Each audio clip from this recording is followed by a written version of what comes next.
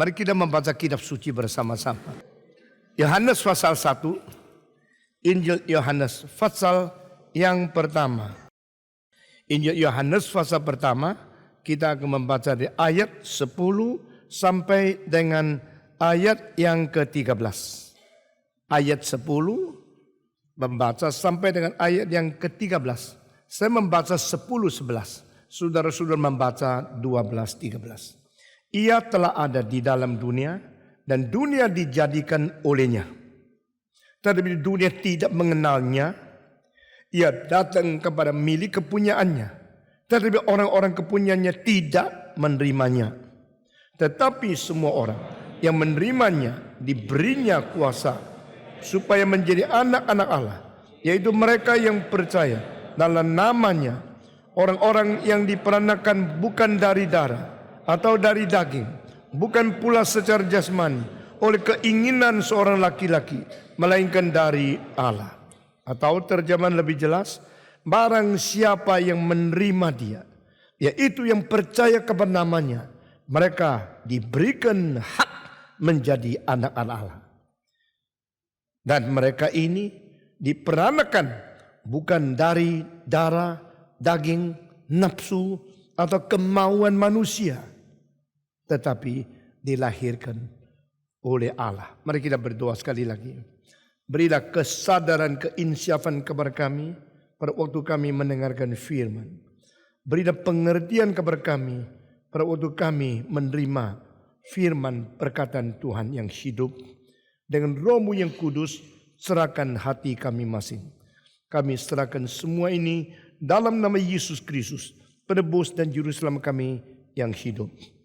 Amin. Minggu lalu kita berbicara tentang ada satu orang yang diutus oleh Allah. Diutus dari Allah. Dan kalimat ini tidak pernah boleh diterima oleh nabi-nabi atau rasul-rasul yang lain. Karena semua nabi tidak ada satu yang langsung diutus dari Allah. Semua rasul tidak ada satu yang diutus dari Allah situ ke dunia. Mereka ada diperbolehkan lahir, lalu mereka menjadi besar. Setelah mereka dewasa, mereka mengalami sesuatu panggilan. Lalu di panggilan itu mereka menyahut dan mereka menerima panggilan, baru mereka menjadi nabi atau menjadi rasul. Berbeda dengan Yohanes Pembaptis, dia adalah seorang yang sebelum lahir sudah dipenuhi Roh Kudus.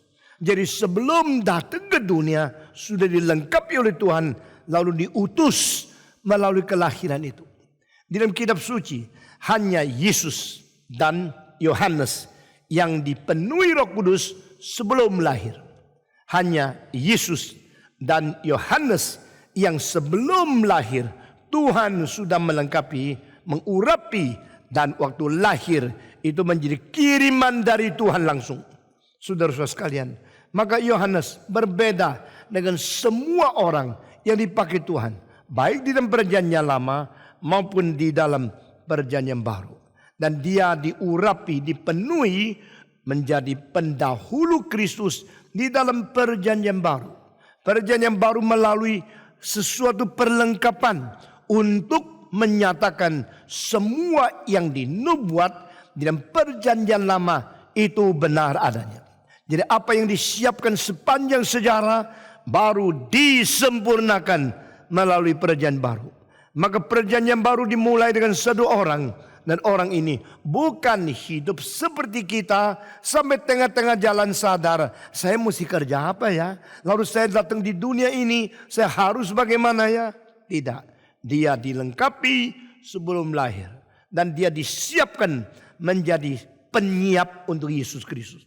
Dia disiapkan, lalu dia besar, bersiap untuk menerima Kristus yang akan datang. Dan peranan ini hanya satu kali. Peranan merintis untuk Yesus Kristus, mempersiapkan jalan, menerima juru selamat ke dalam dunia. Di dalam seluruh sejarah hanya satu kali. Hanya satu orang. Dan nubuat tentang dia ditulis di dalam Yesaya 40. Di padang belantara adalah suara manusia yang berteriak, sediakanlah jalan bagi dia. Yang tinggi agar dikikis, yang turun, yang rendah akan ditutup, diisi, lalu membuat perjalanan yang luas menyambut Kristus datang. Dan dia ini adalah Yohanes Pembaptis. Dia berteriak di padang belantara. Dia tidak perlu minta orang kaya bantu dia membuat iklan supaya orang datang. Demi firman yang Tuhan berikan kepada dia, dia berkata, bertobatlah kamu karena kerajaan Allah sudah dekat. Dengan kalimat seperti ini menggempakan seluruh tanah Yudea, seluruh tanah Galilea, seluruh orang yang berada di Samaria, Galilea, yang berada di Jordan, yang berada di tempat-tempat yang lain, berduyun-duyun, beribu-ribu, berpuluh-puluh ribu, beratus ribu yang datang untuk mempersiapkan diri. Mereka mau apa? Mereka mau Mesias datang. Kenapa? Karena hidup mereka di dalam keadaan yang kecewa setelah diperas, setelah dijajah, setelah diduduki oleh penjajah-penjajah dari luar negeri. Dan terakhir adalah orang Romawi, tentara Romawi datang mengepung, datang menjajah, datang mengelilingi seluruh kota Yudea, dan mereka tidak mempunyai kebebasan seperti dulu. Nah, saudara-saudara sekalian, maka seluruh tanah air di Yudea, di Israel, mereka menangis, menanti kedatangan Tuhan, menanti kedatangan Raja keturunan Daud. Di dalam 4 Injil engkau sering melihat, oh Yesus anak Daud, Yesus keturunan Daud. Ini menjadi sebuah pengharapan yang mengisi kebutuhan mereka, di mana mereka sudah menanti beratus-ratus tahun. Waktu Yesus datang, mereka mengetahui ini mungkin adalah satu penggenapan rencana Allah untuk menyelamatkan orang Israel, lepaskan mereka keluar dari penjajahan, dari kaki tangan besi dari tentara Romawi. Tetapi sayang sekali pada waktu Romawi menetapkan raja bagi orang Israel, mereka tidak mengerti kehendak Allah. Mereka pilih musuh Israel untuk menjadi raja Israel. Siapa musuh Israel? Bukan keturunan 12 suku, bukan keturunan dari Daud, keturunan Edom yang nenek moyangnya adalah Esau yang mau membunuh Yakub. Saudara-saudara, maka Israel mengetahui ini tidak beres. Ini politik permainan. Ini politik dimainkan untuk menjajah dan untuk mengontrol agama. Nah, ini adalah satu dalil yang tidak pernah berubah. Semua pemimpin politik mempermainkan agama. Semua pemimpin politik memperalat agama. Dan mereka selalu anggap, saya penguasa, kamu hanya orang yang beragama saja. Semua orang beragama harus di bawah saya. Saya menguasai engkau taat kepada saya. Demikian Herodes menjadi raja dan dia menindas orang Israel, dan dia maunya mempergunakan politik untuk menjaga status quo daripada diri sendiri. Nah, saudara-saudara, pada waktu Yesus dilahirkan di dalam dunia, saat itu Herodeslah yang diangkat menjadi raja. Waktu orang Majus mengetahui bahwa ada raja Israel akan dilantik, akan dibesarkan, mereka kira raja pasti lahir di istana. Datang ke Herodes, baru Herodes sadar dia bukan raja. Raja ada dilahirkan di Bethlehem. Maka dia membunuh habis semua anak di kota Bethlehem di bawah umur 2 tahun. Supaya tidak ada yang lolos. Saudara-saudara, sampai sekarang kita melihat politik menguasai agama. Politik memperalat agama. Politik menindas orang beragama. Di seluruh dunia masih banyak tempat seperti itu. Dan pada waktu Yesus lahir, politik memakai agama. Waktu Yesus mati, agama memakai politik. Pada waktu Yesus mati, siapa yang ingin Yesus mati? Orang Farisi. Orang Farisi beragama. Mereka ingin Yesus mati? Ingin. Kenapa ingin? Karena Yesus menjadi ancaman bagi mereka. Maka mereka ingin membunuh Yesus. Mereka bunuh tidak berani. Kenapa tuh sudah ingin bunuh tapi tidak berani? Karena di dalam agama ada hukum mengatakan jangan engkau membunuh. Jadi orang sudah kena peraturan agama. Perintah 10 hukum. Tidak boleh membunuh. Tapi ingin bunuh. Caranya bagaimana? Mereka tidak bunuh sendiri. Mereka memperalat Pilatus. Supaya Pilatus yang membunuh. Maka waktu Yesus lahir. Agama diperalat oleh politik. Waktu Yesus mati.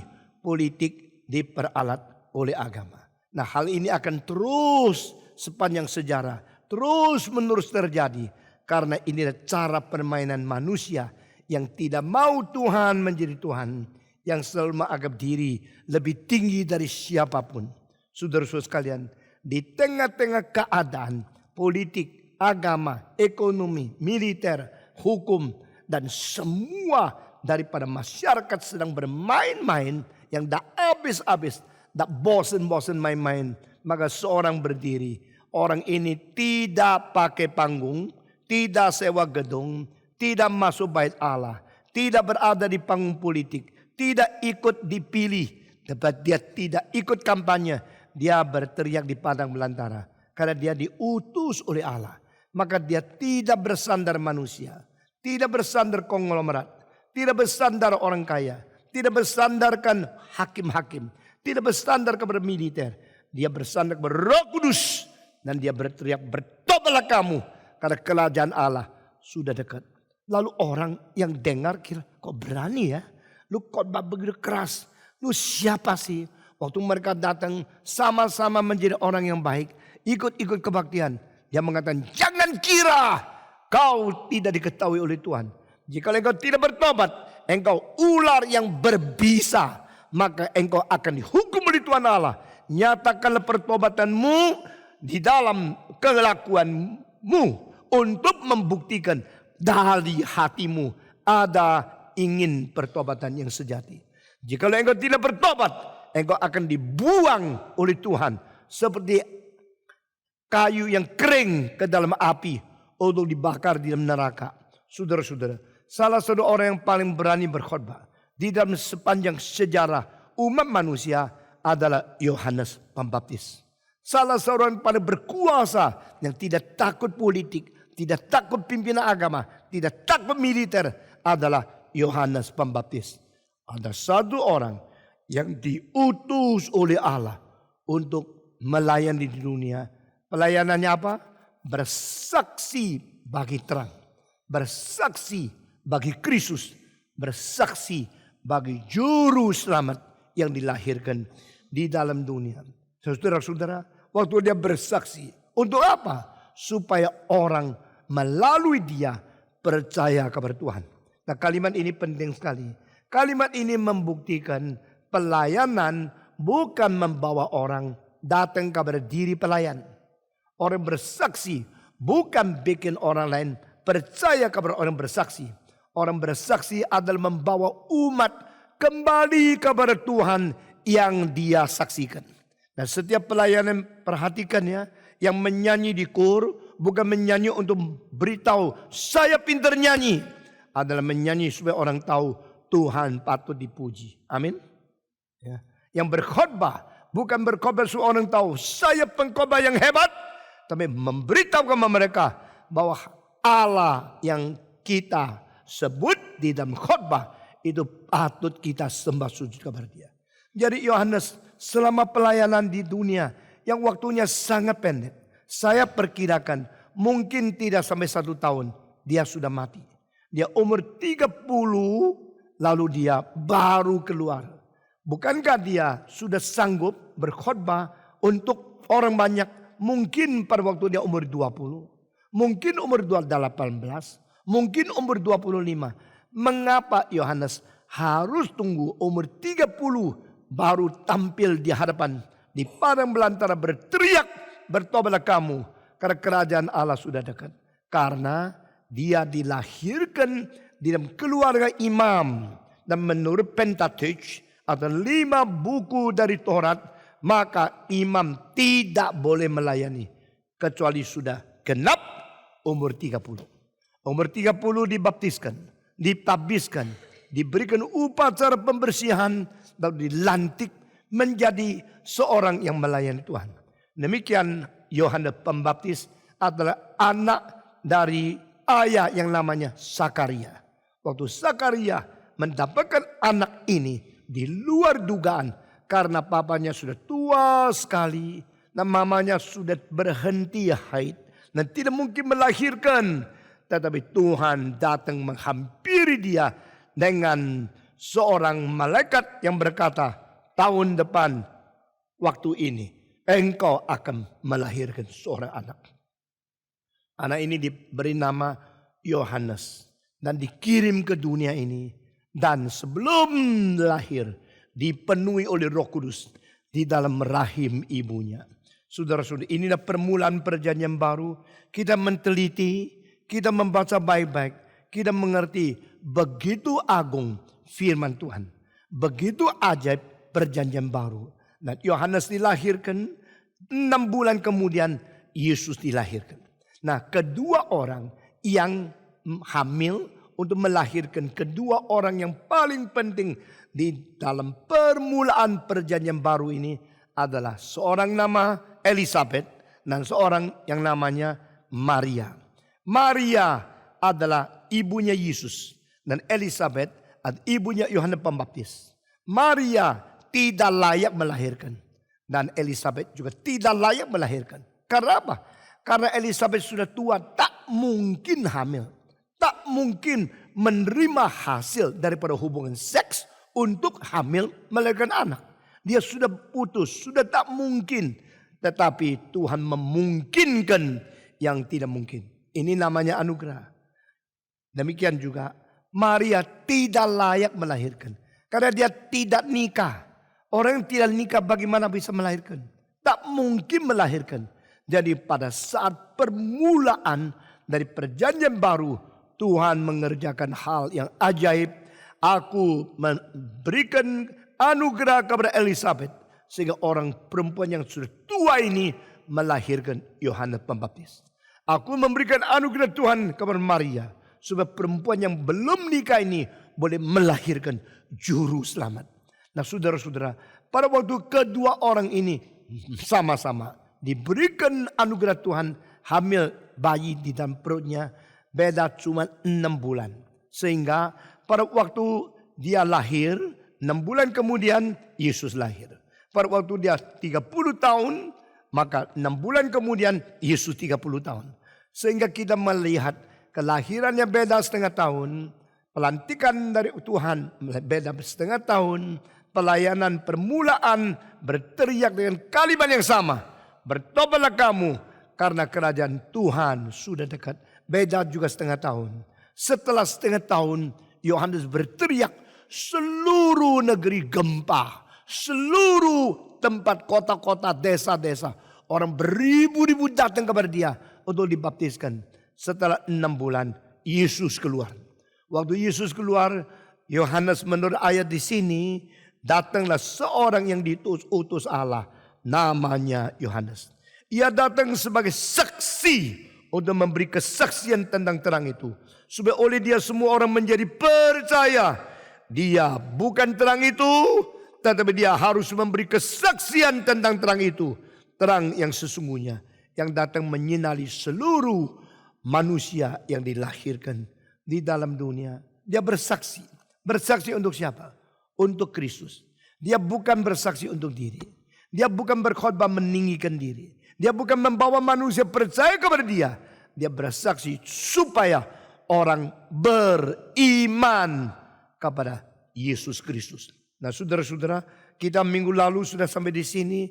Lalu di sini dikatakan ia adalah di dalam dunia ini dijadikan olehnya, tapi dunia tidak mengenal dia.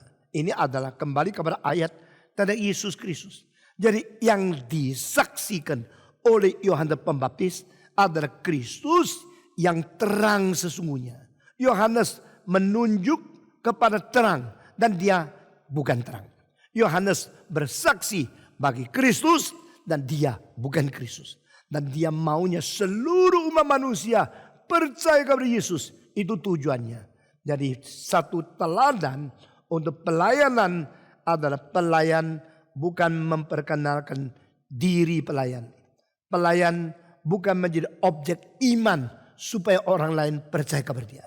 Pelayanan adalah sesuatu kesaksian yang membawa manusia berobjek iman kepada Yesus Kristus. Saudara-saudara, Yohanes adalah Yohanes. Karena Yohanes adalah anugerah. Yohanes adalah anugerah. Karena Yohanes diberikan oleh Tuhan kepada keluarga yang tidak bisa, tidak mungkin melahirkan anak. Pada waktu papanya lagi melayani di dalam bait Allah, malaikat berkata kepada dia kaget. Dia merasa ini tak mungkin terjadi kepada dia. Dan dia pikir tak mungkin, saya sudah tua, bagaimana saya bisa mendapatkan anak. Setelah dia menjadi tidak percaya kepada Tuhan, langsung Tuhan menghukum dia menjadi seorang bisu. Setelah bisu, maka dia berbulan-bulan tidak bisa berbicara. Saudara-saudara, sampai pada waktu anaknya lahir, orang tanya, kasih nama apa? Dia mau ngomong, waktu ngomong, gak bisa ngomong. Karena dia sudah dihukum Tuhan. Tapi dia tulis di papan. Waktu tulis dia Yohanes. Bukalah mulutnya. Buka mulut. Semua tercengang. Tuhan kembalikan kemungkinan dia berbicara. Dan Yohanes dibesarkan di dalam keluarga ini. Saudara-saudara. Dan saya minta saudara perhatikan satu hal yang saya mungkin pernah singgung. Saya katakan satu kali lagi. Waktu Elizabeth hamil Yohanes dalam perut. Saat itu maka Maria juga 6 bulan kemudian hamil Yesus Kristus di pelutnya. Dan pada waktu Maria sudah hamil, pada satu hari dia pergi mencari ibu dari Yohanes. Yaitu seorang famili dia. Tetapi mereka itu beda tempat. Mungkin sekali Maria berada di kota Nazaret. Dan Elizabeth berada di kota Yerusalem. Nazaret ada di utara sekali. Di Galilea. Yerusalem ada di selatan dekat sungai Yordan. Dan di situ haruslah dia turun dari utara. Terus berjalan kaki sampai di Yerusalem. Tetapi perjalanan itu harus lewat satu tempat namanya Samaria. Dan orang Samaria tidak bersahabat. Tidak bergaul dengan orang Yahudi. Maka Maria kalau mau ke Yerusalem, dia mesti putar sampai keluar sungai Yordan. Lalu melewati tempat yang bukan Samaria sampai selatan.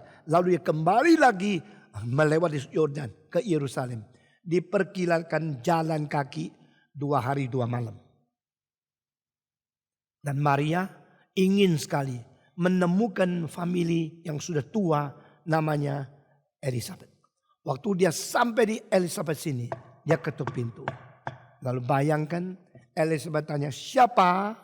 Jawaban, saya Maria. Waktu kalimat saya Maria jawab keluar dari mulut Maria, terjadi satu hal yang luar biasa. Yaitu Yohanes yang di dalam rahim ibunya loncat-loncat. Loncat-loncat membuktikan betul-betul dia bersuka cita untuk menerima Yesus Kristus. Karena Roh Kudus memenuhi dia. Dan pada saat ini Maria masuk, dia mengatakan, the mother of my Lord come upon me. And the baby in my womb is jumping of joy. Saudara-saudara, disinilah kita melihat Yohanes seumur hidup bersedia bersaksi bagi Kristus. Dia bersedia mati bagi Kristus. Dan dia bersedia melayani Tuhan sebagai kesaksian yang sungguh-sungguh. Dan ini merupakan satu orang yang mempersiapkan seluruh bangsa untuk kembali kepada Tuhan. Saya sekarang minta saudara membaca di dalam kalimat terakhir dari Perjanjian Lama. Buku Maliaki, pasal yang terakhir, ayat yang terakhir. Apakah yang menjadi kalimat terakhir dari Perjanjian Lama? Saudara-saudara, kita membaca tentang hari Tuhan akan datang. Dan ayat yang kelima dan ayat yang keenam kita membaca bersama-sama. Semua membaca Malaki pasal 4 ayat 5 dan 6. Penutup kalimat daripada seluruh Perjanjian Lama. Semua 1, 2, 3. Sesungguhnya aku akan mengutus Nabi Elia kepadamu menjelang datangnya hari Tuhan yang besar dan dahsyat itu. Maka ia akan membuat hati bapa-bapa berbalik kepada anak-anaknya dan hati anak-anak kepada bapa-bapanya, supaya jangan aku datang memukul bumi sehingga musnah. Atau kalimat yang lain terjemahan, maka yang kuutus yaitu Elia pada saat itu dia datang membawa anak-anak hati kembali kepada Bapa dan Bapa kembali kepada anak, sehingga tidak perlu aku datang mengkutuk seluruh bumi. Nah saudara-saudara, perjanjian lama diakhiri dengan istilah kutuk, perjanjian baru diakhiri dengan kalimat berkat. Mari kita membaca Wahyu pasal yang terakhir, ayat yang terakhir. Kita melihat begitu berbeda antara perjanjian lama dan perjanjian baru. Perjanjian lama diakhiri dengan jangan sampai aku datang mengkutuk akan seluruh bumi. Tetapi tutupan daripada ayat terakhir daripada perjanjian baru adalah karunia Tuhan Yesus menyertai kamu sekalian. Amin. Saudara-saudara, karunia Kristus menyertai kamu sekalian. Amin. Perjanjian lama ditutup dengan kutukan. Perjanjian baru ditutup dengan berkat. Pemberkatan dari Tuhan. Cursing and blessing. Satu menyatakan keadilan dan kebenaran, kemarahan, kesucian Allah. Satu menyatakan kebenaran, cinta kasih, dan pengampunan dosa dari anugerah Tuhan Allah. Dan di sini kita melihat yang diutus itu Elias. Nah Elias itu siapa? Apakah benar-benar yang pernah hidup di dalam sejarah orang itu diutus kembali lagi? Saudara-saudara, Yesus pernah berkata, jikalau kau bisa terima, maka Yohanes adalah Elias itu. Berarti Yohanes adalah yang diutus oleh Allah menurut nubuat di dalam kalimat terakhir di dalam buku Maliaki. Yang dikatakan Tuhan Allah, hari yang dahsyat, hari Tuhan sebelum tiba, aku akan mengirim Elias. Dan Elias itu sebenarnya adalah Yohanes. Dia datang untuk mengembalikan hati anak kepada Bapa dan mengembalikan hati Bapa kepada anak. Maka sekarang kita harus membandingkan kehadiran Elias di dalam perjanjian lama dan kehadiran Yohanes Pembaptis di dalam perjanjian baru. Bagaimana kita mengerti melalui bandingan ini? Inilah dua orang yang berkuasa paling besar untuk membawa bangsa Israel bertobat. Saudara-saudara, apa yang dikerjakan oleh Yohanes Pembaptis? Bertobatlah kamu, karena kerajaan Allah sudah dekat. Kembali kepada Bapamu, kembali bertobat, menerima kerajaan Allah yang dari surga. Demikian sama, Elias berkata, bertobatlah kamu, jangan menyembah kepada berhala, jangan bersembah sujud kepada Baal, tapi kembalilah kepada Yehova. Jadi dua orang, satu perjanjian lama, satu perjanjian baru. Dua orang dipenuhi oleh Roh Kudus. Dua orang berkuasa Tuhan Allah. Dua orang berteriak pertobatan. Dua orang membawa umatnya kembali kepada Tuhan Allah dengan kuasa yang luar biasa. Saudara-saudara, Elias mengadakan kebangunan rohani terbesar di Gunung Karmel. Dan Yohanes Pembaptis mengadakan kebangunan rohani yang besar di luar Yerusalem, di pinggir Sungai Yordan, di dalam padang belantara. Elias miskin, Yohanes Pembaptis juga miskin. Elias tidak mempunyai makanan yang cukup, Yohanes juga demikian. Elias tinggal di padang belantara, dan pada saat itu Tuhan kirim burung gagak untuk memberikan roti kepada dia. Kalau burung gagak tidak datang, hari itu dia lapar. Kalau burung gagak tidak bawa roti, dia tidak ada makanan. Dia tidak bersandar. Dia berlainan dengan semua nabi palsu. Nabi palsu lebih kaya. Nabi sesungguhnya tidak kaya. Semua 1, 2, 3. Nabi palsu lebih kaya. Karena apa? Nabi palsu itu dijamin ongkosnya banyak, gajinya penuh. Lalu yang supply orang kuasa, orang besar. Siapa? Raja. Raja berhak membuka kas negara. Raja berhak memakai uang dari pajak. Raja mempunyai keuangan yang penuh sekali. Berikan kepada 400 nabi dengan gaji yang besar. Mereka adalah nabi-nabi sesuai dengan keinginanku. Yang khotbahnya saya suka dengar, maka saya tidak menunjang kehidupan Elias. Saya menunjang kehidupan dari nabi-nabi palsu. 400 nabi yang membawa Israel menyembah Baal, mereka ditunjang dengan uang secukupnya, sebanyaknya. Tapi Elias tidak. Seorang yang melayani Tuhan kadang-kadang harus menghadapi kepicikan, kesulitan seperti ini. Maukah engkau menjadi hamba Tuhan kalau harus tunggu gagak, tunggu burung bawa sekeping roti dari McDonald, mungkin sisa orang makan loh. Lah engkau tunggu di situ. Nah, Elias hidup seperti ini. Beberapa tahun kemudian Tuhan berkata, Elias, pergilah mengunjungi seorang janda. Wah, bagi saya susah. Kalau Tuhan mengatakan, Stephen Tong, engkau pergi tinggal di rumah seorang janda. Dia laki, janda perempuan. Janda ada suami, dia ada istri. Suruh tinggal di situ, apa-apaan ini?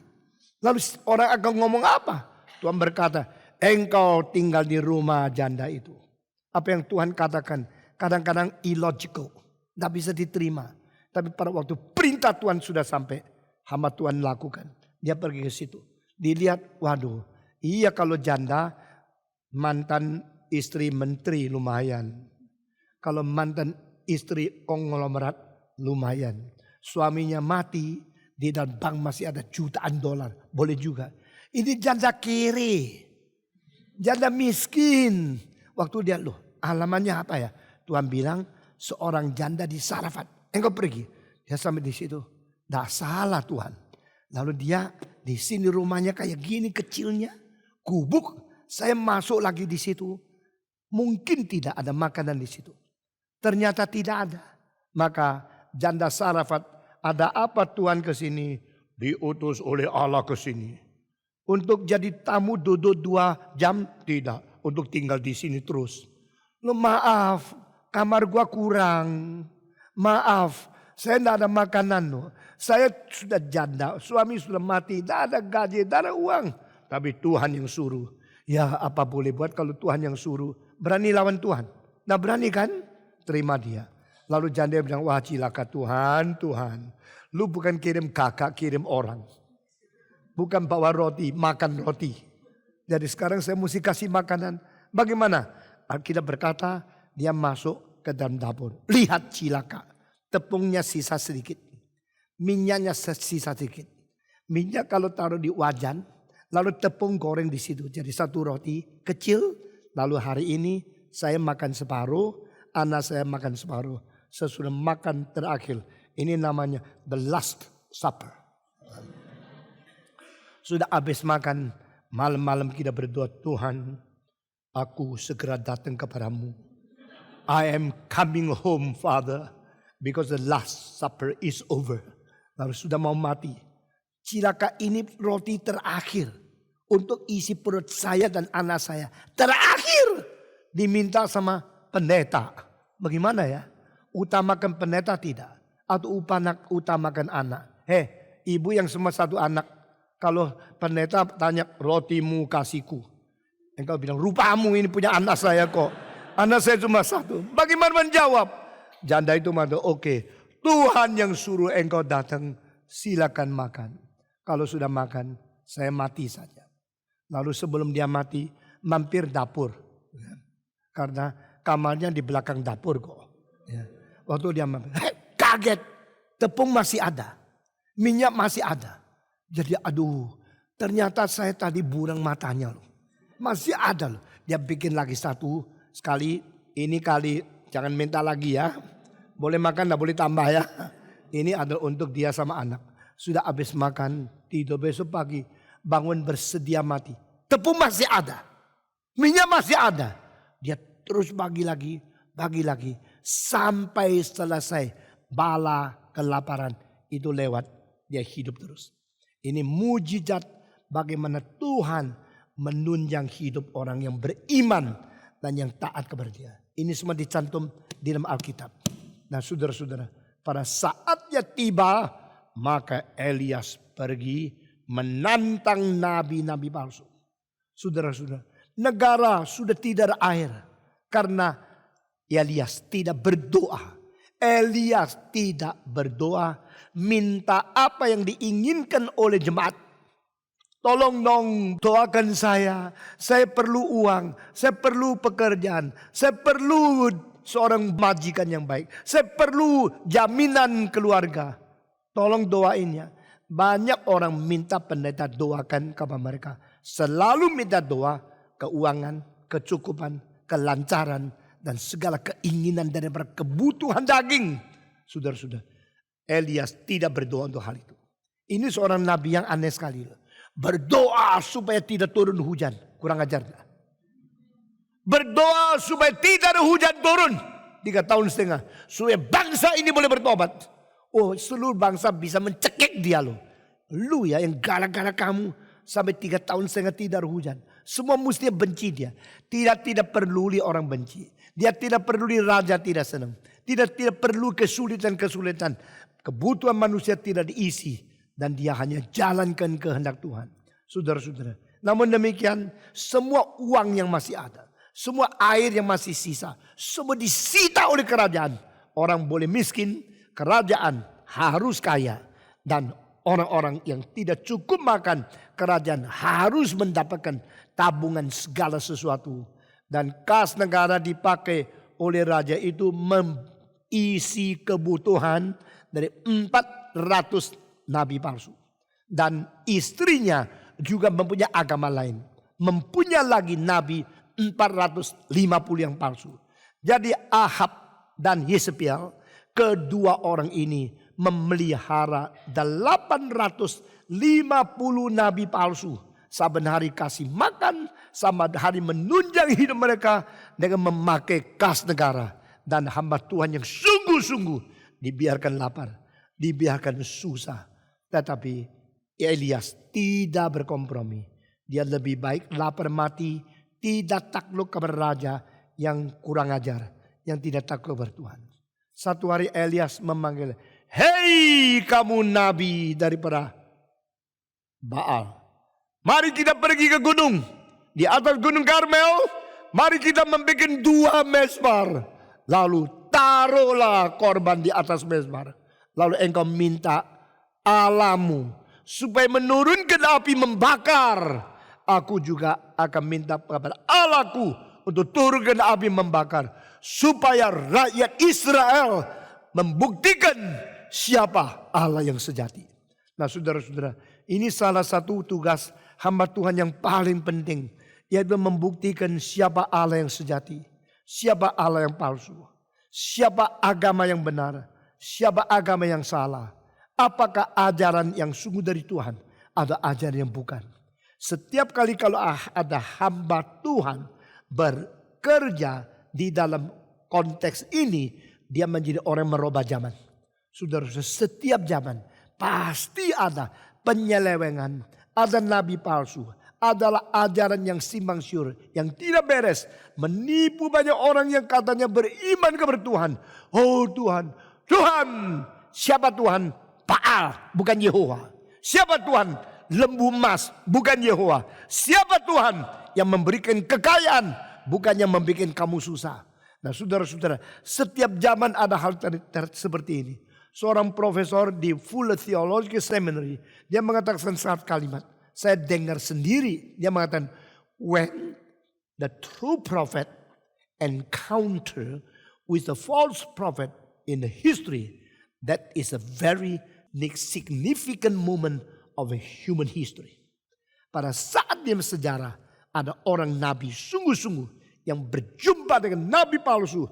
Itulah saat yang penting untuk manusia di dalam sejarah. Saat itu akan menunjukkan di mana kuasa Tuhan berada. Saudara-saudara, nabi seperti Musa bertemu dengan ilmu sihir daripada Firaun. Itulah saat nabi asli dan nabi palsu bertemu. Pada waktu Elias berjumpa dengan 400 nabi dari Baal, itu ada saatnya nabi sejati bertemu dengan nabi yang palsu.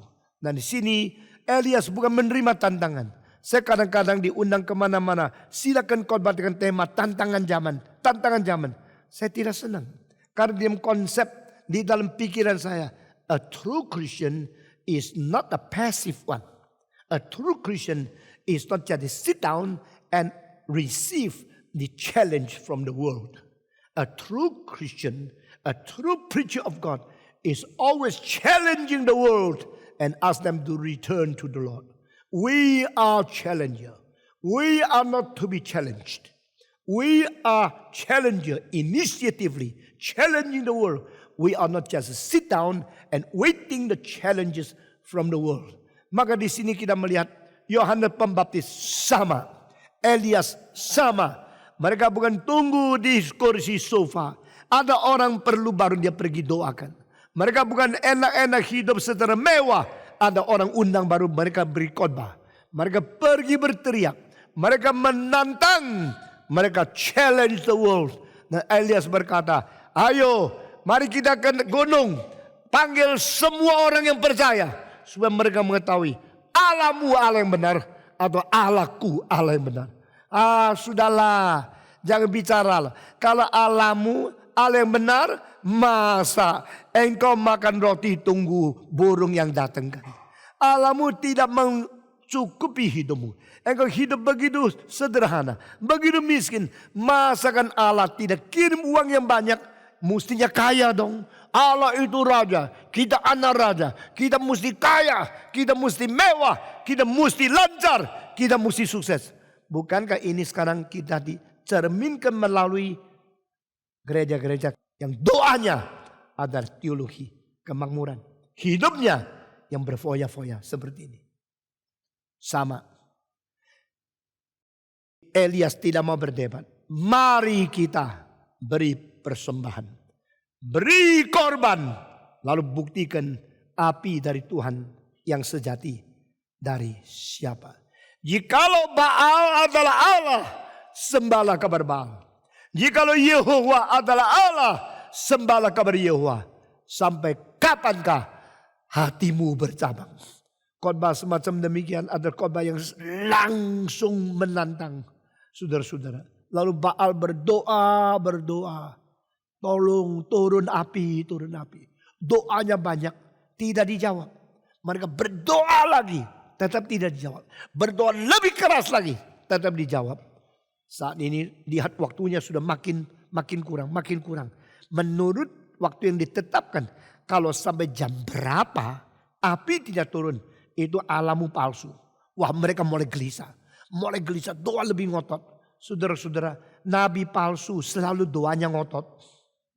Karena selalu gelisah kalau tidak didengar. Jadi mereka kira doa ngotot, nanti Tuhan kasih. Saudara-saudara, ngotot luar biasa. Mereka begitu antusias, begitu penuh dengan emosi, doa. Dan Elias di pinggir mengatakan, doa lagi dong, kurang keras. Elias nakal loh ya. Banyak nabi yang sejati, pasti waktu anak-anaknya nakal sekali. Call him louder. Allahmu tak dengar, tuli, coba. Wah, kurang ajar ya, menghina Allahnya orang lain. Coba teriak lebih besar. Mereka tidak peduli. Elias turunkan api. Keras lagi. Sampai sudah serak semua. Masih kurang keras. Aku tahu kenapa tadi dengar. Karena dia lagi ngantuk. Dia tertidur. Dia tidak bisa dengar.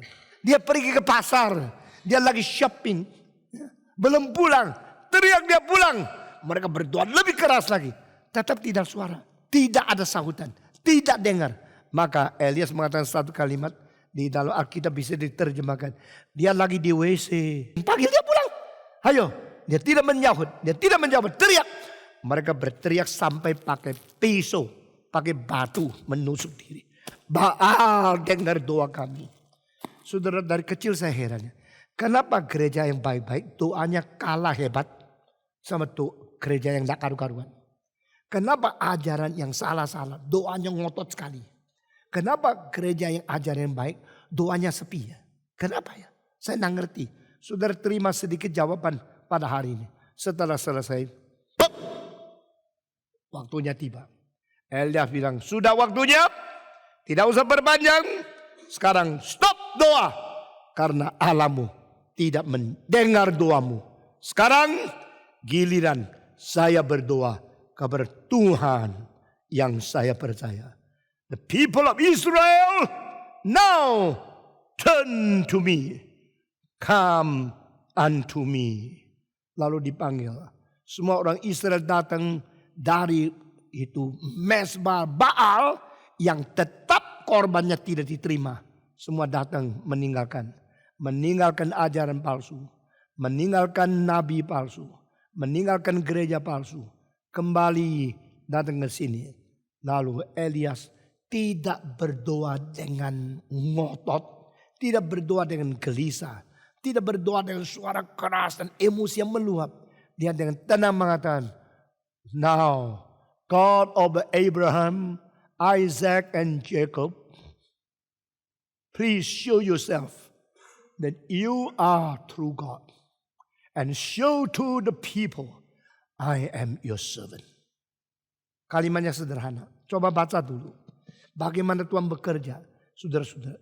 Sebelum dia doa, dia 4 kali minta, tuangkan air. Ayo siram. Ini saudara domba yang disembelih taruh di sini.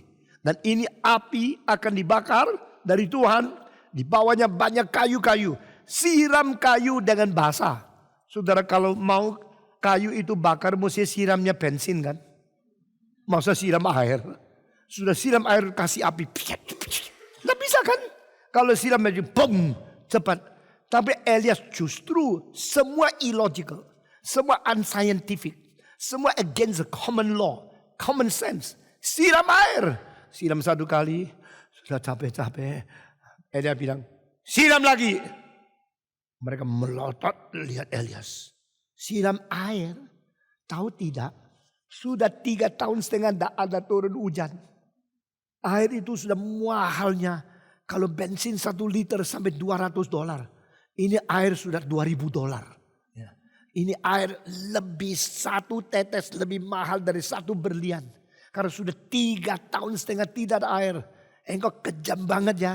Ini sisa-sisa air yang terakhir. Lu mau apa? Mereka tidak berani debat. Saking apa? Saking kuasa hamba Tuhan begitu besar. Sehingga tidak ada 1 orang berani debat dengan dia. Lalu mereka siram air kedua kali. Siram. Aduh sayang loh. Ini kalau untuk minum bisa hidup lagi berapa bulan loh. So, siram habis. Alkitab mengatakan. Elias mengatakan. Siram lagi kali ketiga. Wah ini orang-orang. Sebenarnya boleh siram air kepada Elias. Apa lu? Air terakhir habisin. Tapi mereka taat. Elias mengatakan. Siram lagi air keempat kali. Bikin penuh got-got. Semua air. Basahin semua. Ini tindakan orang gila kan. Tetapi herannya. Raja pun tidak bisa apa-apa. Berarti kuasa Elias besarnya. Sampai pemegang kuasa politik. Tidak berani ganggu dia. Nah ini hamba Tuhan. Boleh tidak makanan. Boleh miskin. Boleh makan dari mulut daripada burung-burung. Boleh makan daripada seorang janda yang miskin sekali. Tapi dia tidak bisa diganggu oleh raja. Inilah hamba Tuhan. Hamba Tuhan yang berani kepada raja. Dia tidak berani kepada Tuhan. Hamba Tuhan yang taat 100% kepada Tuhan. Berdiri tegak di hadapan Herodes. Di hadapan akan Baal. Alkitab mengatakan waktu Elias berdoa di atas gunung. Kepalanya sampai di kedua pahanya. Dia begitu rendah hati. Begitu merebah di hadapan Tuhan. I follow you. I obey you. I worship you Lord. I listen to you. 100% I obey. I adore. I worship you. I am submissive to you. I obey you. Tapi di hadapan Ahab. Dia 1 kali pun tidak mau berkompromi. Dia sudah lutut di hadapan Tuhan Allah. Tidak mungkin lutut lagi kepada politik. Dia berdiri tegak. Dan dia berkata. Ahab, kau yang berdosa. dengan berani dia menantang akan musuh Tuhan. Pada waktu siram air sudah selesai, dia berkata, "The Lord of Abraham, the Lord of Isaac and Jacob, now show to your people that you are God and show them I am your servant." Baru ngomong 2 kalimat, langsung api turun dari surga. Cetesh! Seluruh korban yang sudah dibasahi dengan air yang penuh, sampai gotnya semua penuh, terbakar hangus, habis semua. Barulah semua mengatakan, Jehovah is God. Jehovah is God. Apa artinya? Dia membawa hati anak-anak kembali kepada Bapa, dan dia membawa Bapa hatinya kembali kepada anak. Dia membuat kebangunan rohani terbesar di dalam sejarah perjanjian lama.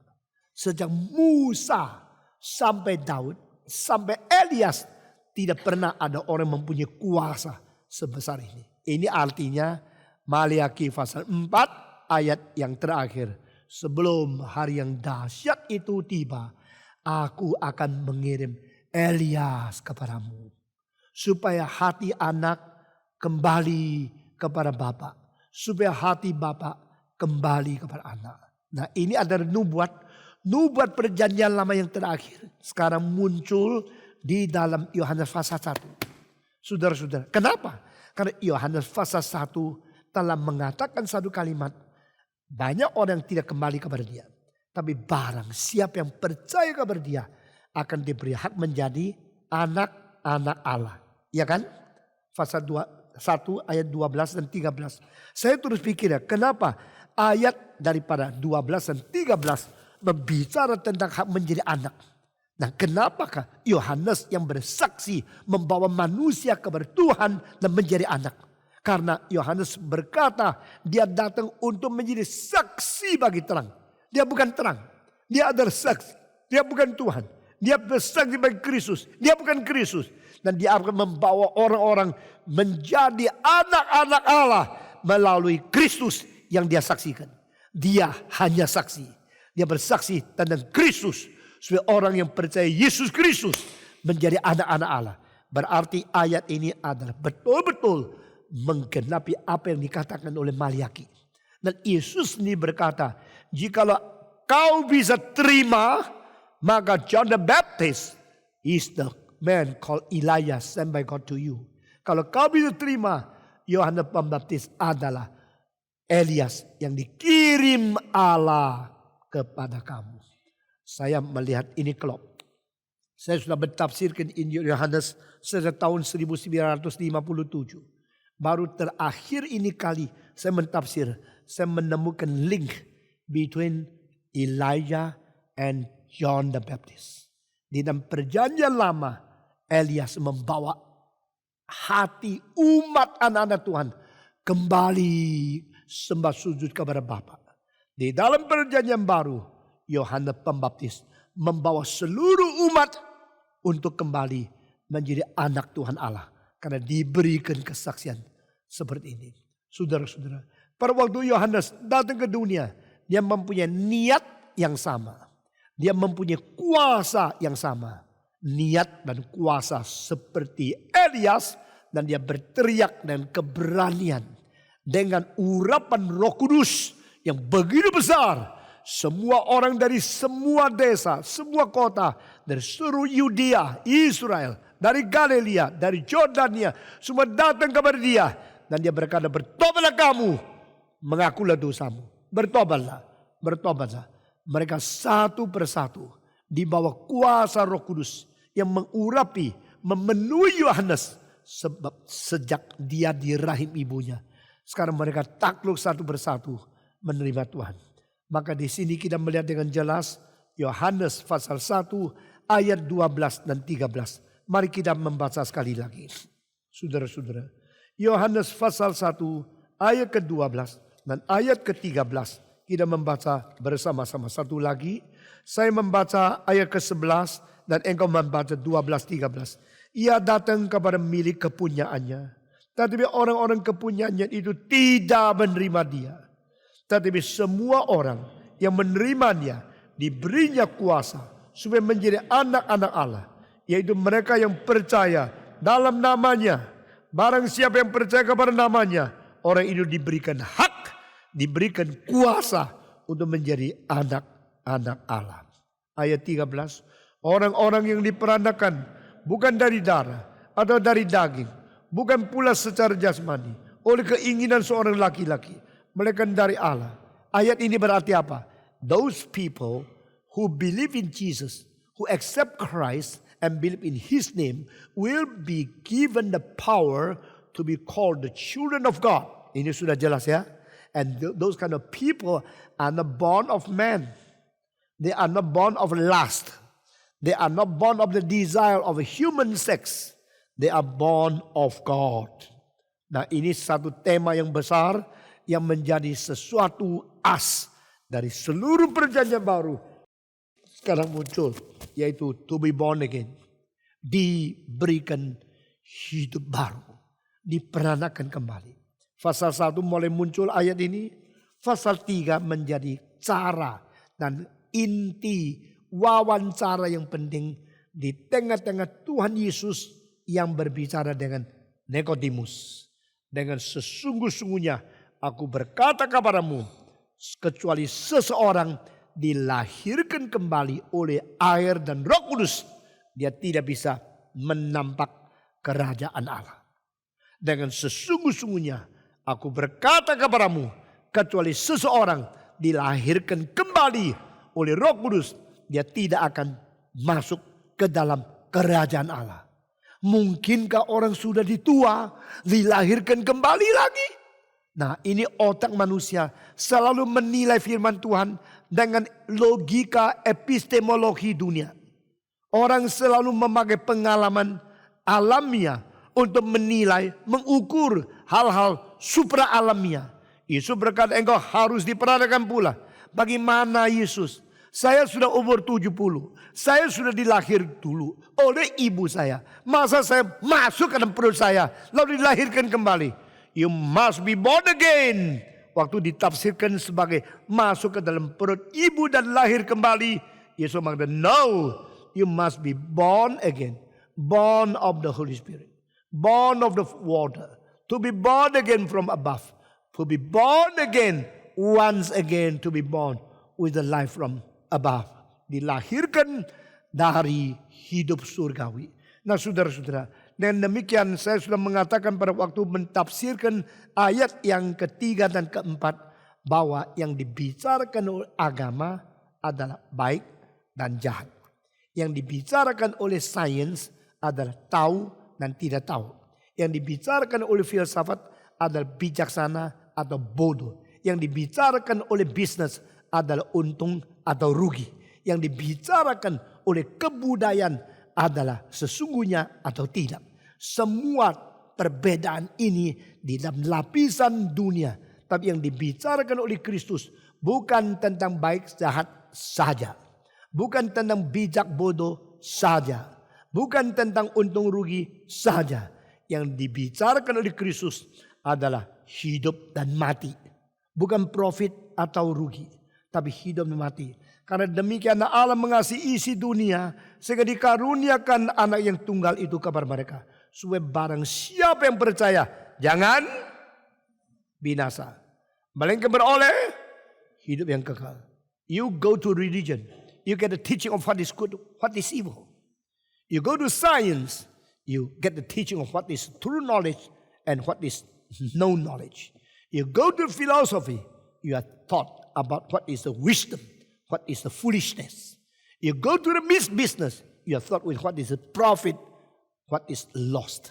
You go to Jesus Christ, He will tell you what is true life and what is death. Hidup dan mati. Jika engkau percaya kepada Tuhan, engkau mendapatkan hidup yang baru. Engkau percaya kepada Tuhan, engkau diperanakan kembali. Nah, saudara-saudara, dari Yohanes maka kita melihat ini menuju kepada hidup mati sampai jelasnya adalah ayat dari pasal 10 ayat ke-10. Kita membaca bersama-sama. Injil Yohanes pasal 10 ayat ke-10. Di sini tema yang paling nonjol, fokus dari as yang paling jelas, dan inti yang paling jitu dikatakan oleh kalimat keluar dari mulut Yesus Kristus sendiri. Aku membaca satu kali, semua membaca satu kali. Pencuri datang hanya untuk mencuri dan membunuh dan membinasakan. Aku datang supaya mereka mempunyai hidup dan mempunyainya dalam segala kelimpahan. Semua 1, 2, 3. Pencuri datang hanya untuk mencuri dan membunuh dan membinasakan. Aku datang supaya mereka mempunyai hidup dan mempunyainya dalam segala kelimpahan. Atau terjemah lain, I come to give life and to give abundant life to my lamb, to my flock. Aku datang memberikan hidup, bahkan memberikan hidup yang berkelimpahan kepada umatku, kepada domba-dombaku. Nah saudara-saudara, hidup yang berkelimpahan atau penyakit yang perlu disembuhkan selalu ditafsirkan ke dalam daging, ke dalam tubuh. Tetapi di dalam Yohanes pasal 3 ayat 3 mengatakan yang dilahirkan oleh daging, daging adanya. Yang dilahirkan oleh roh, roh adanya. Sekarang saya tanya, barang siapa yang menerima Tuhan diberikan hidup, dia dilahirkan kembali. Itu kelahiran daging atau roh? Kelahiran jasmani atau rohani? Rohani. Mari kita mengerti. Setiap kali bicara tentang Tuhan datang untuk memberikan hidup, jangan dipikir itu hidup jasmani.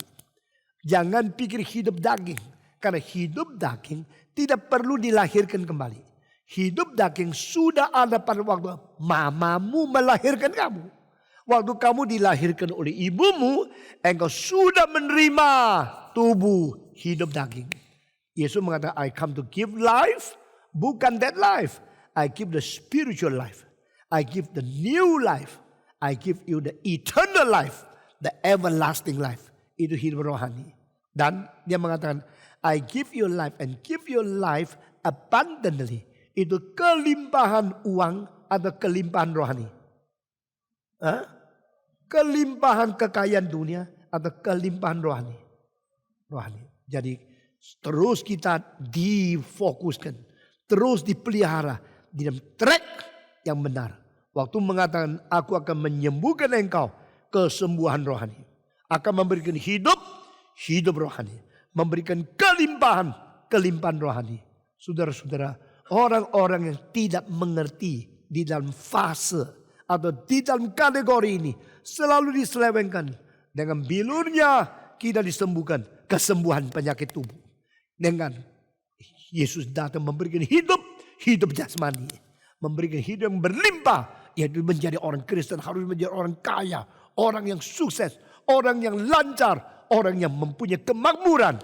Teologi seperti itu sangat terbentur dengan ajaran Alkitab. Alkitab mengatakan menyangkal dirimu. Alkitab mengatakan ikutlah aku. Alkitab mengatakan pikullah salib. Alkitab mengatakan engkau harus limpah di dalam pengertian kebenaran. Harus limpah di dalam mengalami anugerah Tuhan. Bukan limpah di dunia. Limpah di dunia tidak salah. Menjadi orang kaya bisa dari Tuhan. Tapi itu tidak menjadi sesuatu tujuan kita mengikut Tuhan. Barang siapa mengikut Tuhan bersedia untuk dianiaya. Mengikut Tuhan bersedia untuk menyangkal diri. Ikut Tuhan bersedia untuk mendapatkan segala kesulitan. Dan tidak menyangkal imanmu jikalau Tuhan memberikan kekayaan. Tuhan memberikan kesuksesan. Tuhan memberikan kemakmuran. Itu biar engkau bersyukur kepada Tuhan. Tetapi saat Tuhan mengizinkan engkau masuk penjara, imanmu tidak akan dikalahkan oleh kepahitan dan penderitaan. Saat Tuhan menguji engkau dengan hidup seperti Elias yang berada di padang belantara, seperti Yohanes yang harus makan daripada apa? Dari apa itu? Madu dan belalang. Hidup begitu sederhana. Dia tidak akan ditakuti.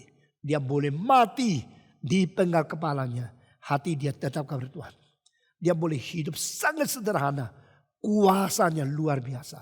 Karena orang yang diberikan hidup dari atas adalah orang yang sungguh-sungguh beriman kepada Tuhan.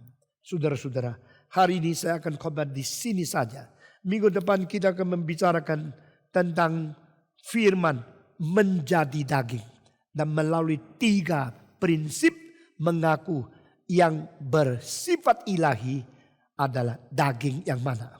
Nah, ini merupakan satu penerusan daripada pimpinan Tuhan untuk mengerti introduksi dari Yohanes pasal pertama. Mari kita membaca dari ayat pertama sampai ayat ke-13. Yohanes pasal 1 ayat pertama sampai ayat 13. Kita berdiri membaca seluruhnya. Mari kita membaca. Pada mulanya adalah firman. Firman itu bersama-sama dengan Allah. Dan firman itu adalah Allah. Ia pada mulanya bersama-sama dengan Allah. Segala sesuatu dijadikan oleh Dia. Dan tanpa Dia tidak ada sesuatu pun yang telah jadi dari segala yang telah dijadikan. Dalam Dia adalah hidup. Dan hidup itu adalah terang dunia.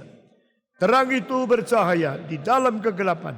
Dan kegelapan itu tidak menguasainya. Datanglah seorang yang diutus Allah. Namanya Yohanes.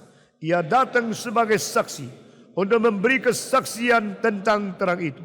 Supaya oleh Dia semua orang menjadi percaya. Ia bukan terang itu, tetapi ia harus memberi kesaksian tentang terang itu. Terang yang sesungguhnya, yang menerangi setiap orang, sedang datang ke dalam dunia. Ia telah ada di dalam dunia, dan dunia dijadikan olehnya, tetapi dunia tidak mengenal Dia. Ia datang kepada milik kepunyaannya, tetapi orang-orang kepunyaan itu tidak menerimanya. Tetapi semua orang yang menerimanya diberinya kuasa supaya menjadi anak-anak Allah, yaitu mereka yang percaya dalam namanya. Orang-orang yang diperandakan bukan dari darah atau dari daging, bukan pula secara jasmani oleh keinginan seorang laki-laki, melainkan dari Allah. Mari kita berdoa. Bapa di dalam surga, kami berterima kasih karena firman-Mu yang kekal selalu bercahaya menerangi hati manusia. Sehingga kami tidak perlu bergumul dan tetap hidup di dalam kemelut, di dalam kegelapan. Karena cahaya itu sudah tiba, bersinar ke dalam hati kami, memberikan pengharapan dan pengarahan yang baru kepada kami. Kami bersyukur kepadamu, dan terang itu adalah hidup. Hidup itu membawa kami kembali melalui iman kepada Yesus Kristus. Kami diberi kuasa menjadi anak-anak Allah. Kiranya Engkau terus-menerus memberkati kami, memberikan pengertian rohani kepada kami, memberikan hidup, bahkan hidup yang berkelimpahan secara rohani kepada kami. Sehingga kami mengikut Tuhan, kami mentaati perintah Tuhan, kami berjalan di bawah pimpinan Tuhan, kami mengerti segala rahasia rencana Tuhan. Dengan limpah iman kami tidak dibuang oleh Tuhan. Terimalah doa kami, dengarlah seruan kami, berkati kami, supaya selama kami hidup di dunia, kami terus bertambah di dalam pengetahuan kebenaran, di dalam pengalaman anugerah, dan di dalam menyatakan kemuliaan Tuhan, sampai Yesus Kristus datang kembali. Dengar doa kami yang kami panjatkan dalam nama Yesus Kristus, penebus dan juru selamat kami yang hidup. Amin.